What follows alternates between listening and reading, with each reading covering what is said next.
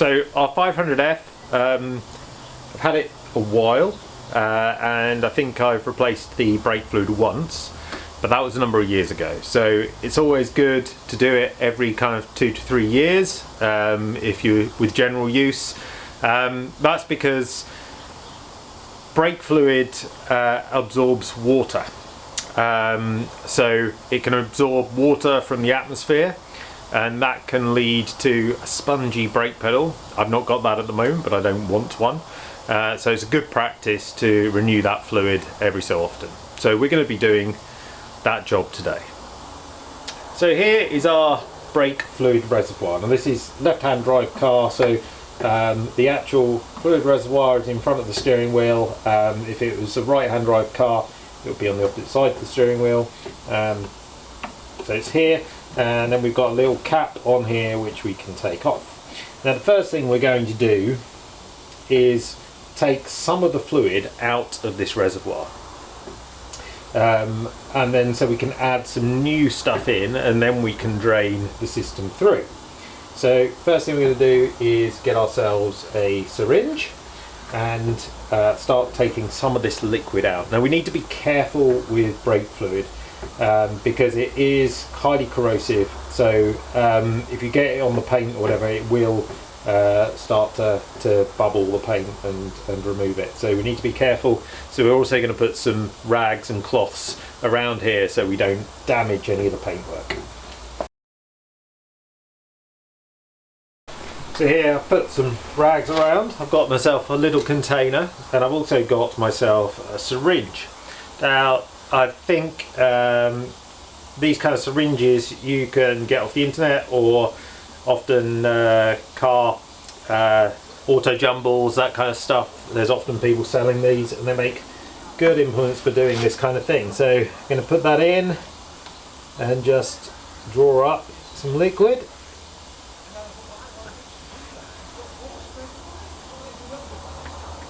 Make sure it doesn't drip anywhere. Let's put our bottle close, transfer it over, and take some of that liquid out. Let's put some more in here, so we're going to go again. Okay, so I think, we can get a little bit more, but that's as much as the syringe is going to get.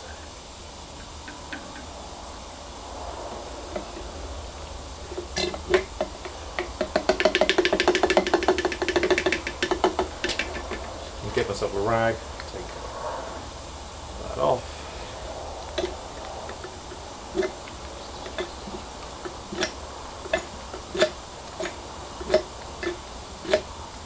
Make sure it's all out of the syringe. Let's check the level of this now. Yeah, so that's down quite a long way. I think we might be able to get a little bit more in there. So what we're going to do is add a little bit of tubing to the end of our syringe and see if we can just get a bit more out. So just a little bit of clear plastic hose, put it on the end of the syringe, pop it back in here and just draw some more up.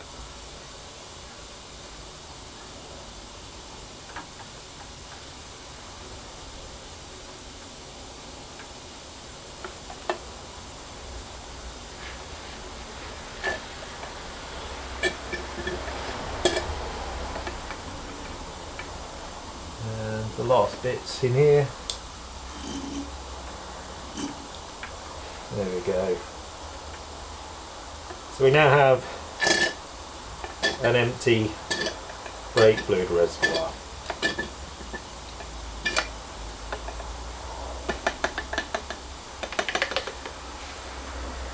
To one side.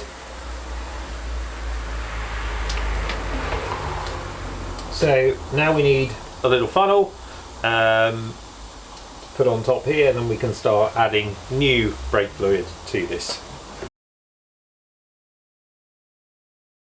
So I've got myself a little funnel to put in the top here, and here is my brake fluid, just some .4 made by Kummer. And so we can just start to fill this up.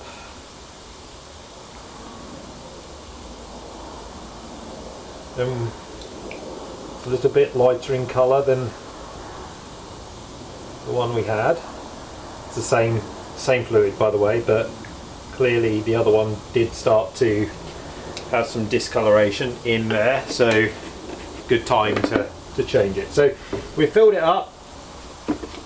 Our next job is to take the wheels off, and then we can start bleeding. So normally when we take wheels off the car, we'd have it on the ground, and first we'd take this hubcap off, and then we'd break the bolts off with a breaker bar before then raising it and taking off the wheel. However, because it's off the ground, we're not going to be able to use a breaker bar. So here I've got an impact wrench, which hopefully will make reasonably light work of all of this. We'll take our hub off, and then we've got these 4 bolts here.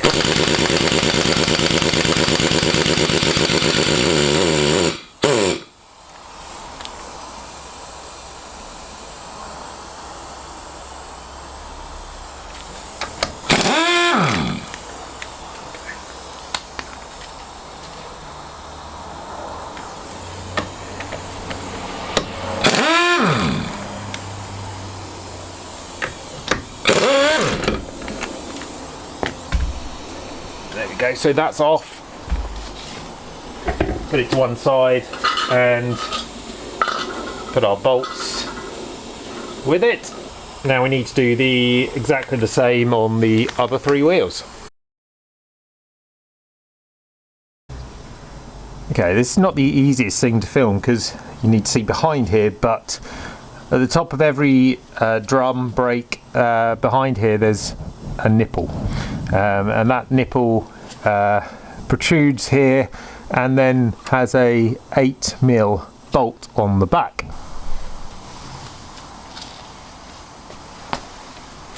So we've got our system set up here for brake bleeding. We've got a bottle, we've got a hose which goes into the bottle, and in that hose has got a ball bearing to stop the fluid going back up into the brake system, so it's only one way. This is the VisiBleed one-man brake clutch bleeding system. So and then over our nipple we've got a flexible hose with a retaining piece behind here, so that's done. And then we've used our 8 spanner just to open the valve up, and now we're going to go in the car, depress the brake a couple of times and see what happens.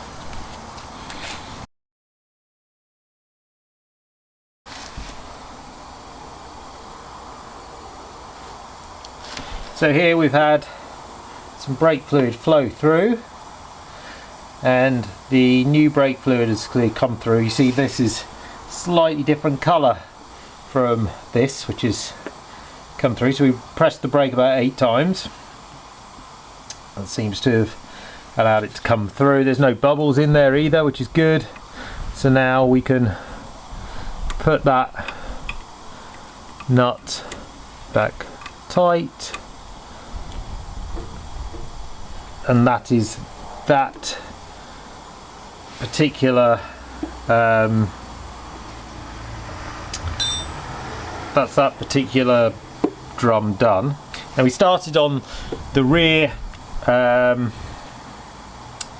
right brake disc, oh sorry, not brake disc, drum brake, and that's because you want to do it, start with the wheel that's furthest away, and the next one would be the rear right, sorry, the rear left, then you do the front right and then the front left. So you're always going to the one furthest away and end up with the one nearest.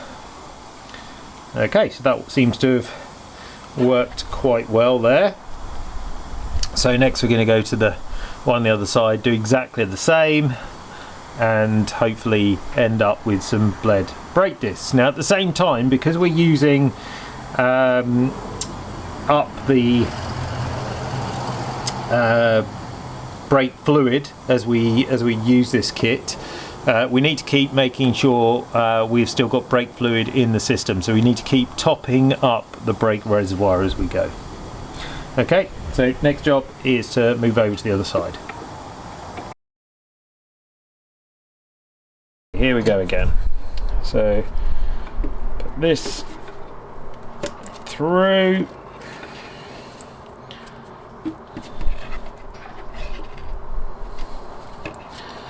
Good, that's in. Now we put it over our nipple, put it over so it doesn't move. Open up our valve.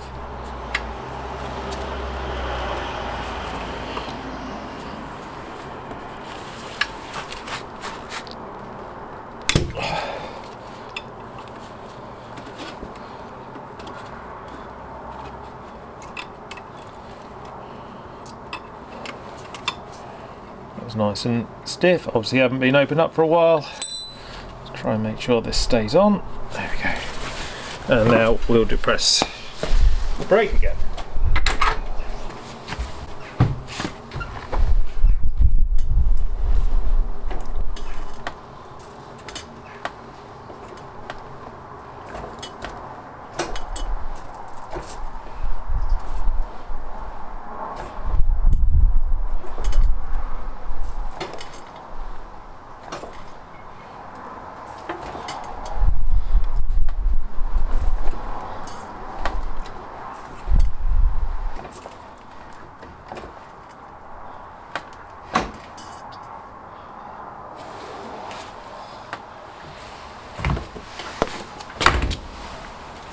Go, it's gone through, so just going to lock this off.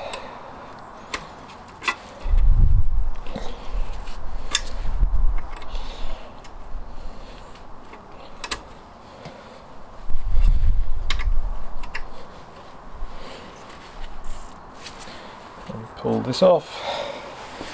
There we go. Onto the front right brake. So we get our nozzle on if we can.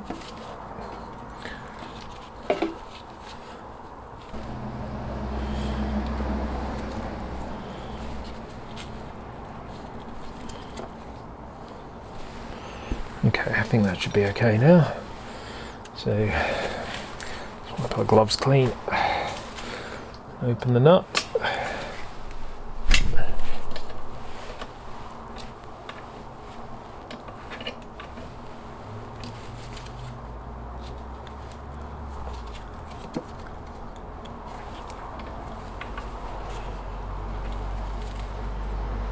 Okay, let's see if we can get some brake fluid out of this one.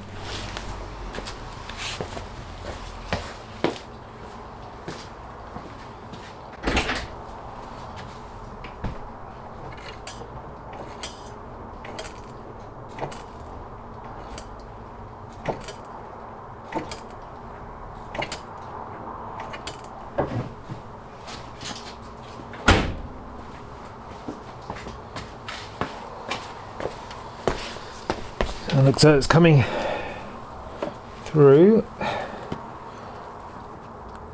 Just a little bit in there. We are showing some bubbles in here, but I don't think that's the actual. I don't think that's bubbles in the brake line. I think that's partly because the seal on the nipple is not perfect. But I'm going to press on the brake a couple more times.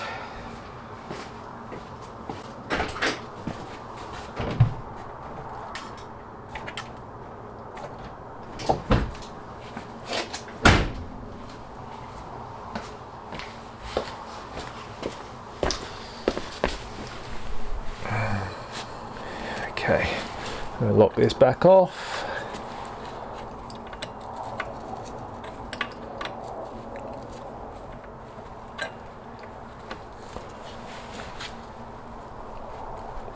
Oh.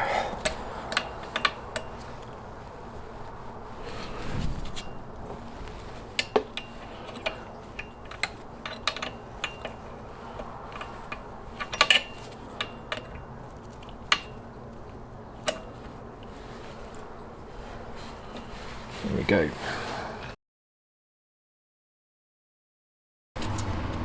Yeah, go.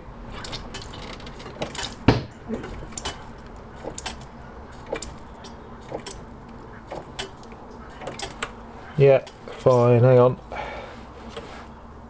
Leave it up.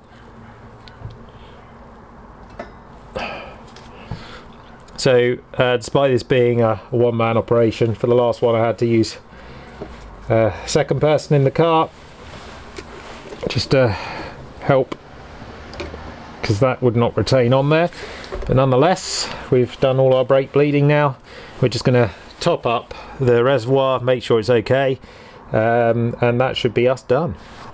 So we've bled all our brakes, we've filled our reservoir up, so job's done. We can put back on the wheels when we want to. In terms of the Visibly kit that we were using, the one-man kit, I think you see there at the end, having a few problems actually securing it on, so had to get a second person to press the brake, but it did the other three not too bad. So seems a pretty good tool. It was only about £7–8, which for a cheap tool does the job. So would recommend if you were having to do that. I think in future, if I was to do it, I'd have to get the key, get the ignition on so we can turn the steering wheel, and so we can get better access to the front wheels and the nipples. There's very tight space there, but overall satisfying job, and we can move on.